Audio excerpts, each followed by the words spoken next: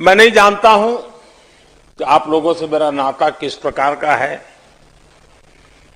लेकिन कभी कभी मैं अनुभव करता हूं और उस बात को मैं कभी भूल नहीं सकता हूं। जब केदारनाथ जी में बहुत बड़ा हादसा हुआ, देश भर के यात्री जीवन और मृत्यु के बीच में जूझ रहे थे। उत्तराखंड में और केंद्र में कांग्रेस सरकार थी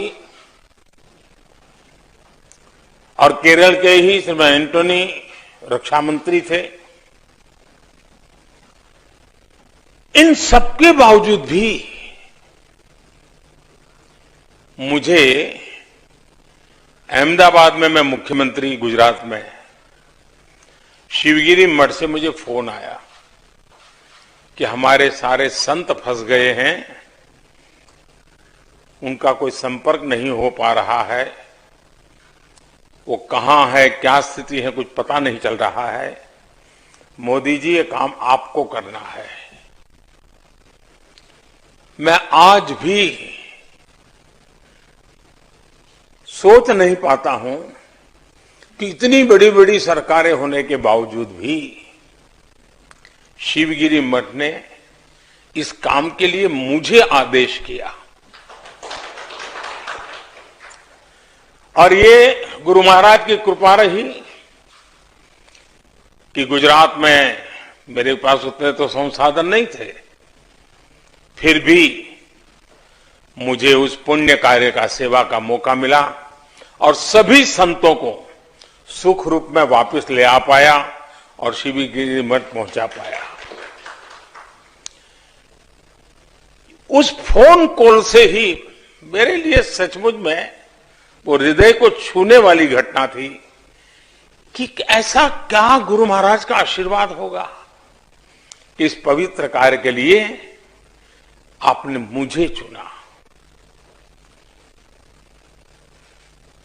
आज ये भी शुभ अवसर है, इस अवसर में मुझे आपके साथ जुड़ने का मौका मिला है। तीर्थदानम की 90 सालों की यात्रा और ब्रह्म विद्यालय की गोल्डन जुबिली, ये केवल एक संस्था की यात्रा नहीं है,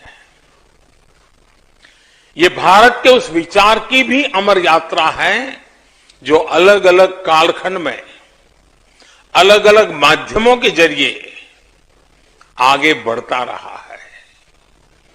भारत के दर्शन को जीवंत बनाए रखने में, भारत की इस आध्यात्मिक और वैज्ञानिक विकास यात्रा में केरल नारकय ने हमेशा अहम योगदान निभाया है और जरूरत पड़ने पर नेतृत्व भी किया है।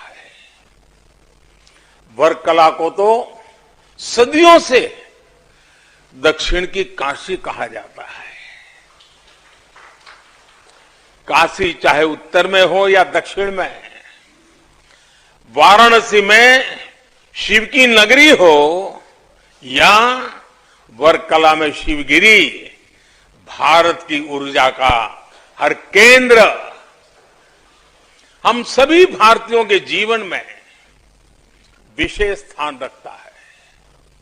ये स्थान केवल तीर्थ भर नहीं है, ये आस्था के केंद्र भर नहीं है, ये एक भारत श्रेष्ठ भारत की भावना को एक प्रकार से उसका जागृत प्रतिष्ठान है।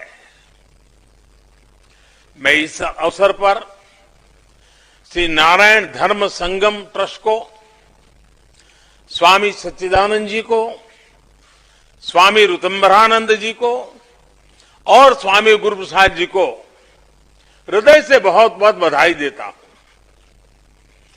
तीर्थदानम और ब्रह्म विद्यालय की स्वर्णिम यात्रा में, इस आयोजन में लाखों करोड़ों अनुयायियों की अनंत आस्था और अथक परिश्रम भी शामिल है।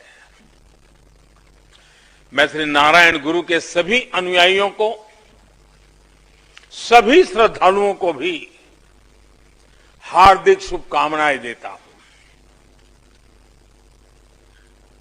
आप सभी संतों और पुण्य आत्माओं के बीच आज जब मैं बात कर रहा हूं तब भारत की विशेषता यह है कि जब भी समाज की चेतना कमजोर होने लगती है, अंधकार बढ़ता है, तब कोई न कोई महान आत्मा एक नए प्रकाश के साथ सामने आ जाती है।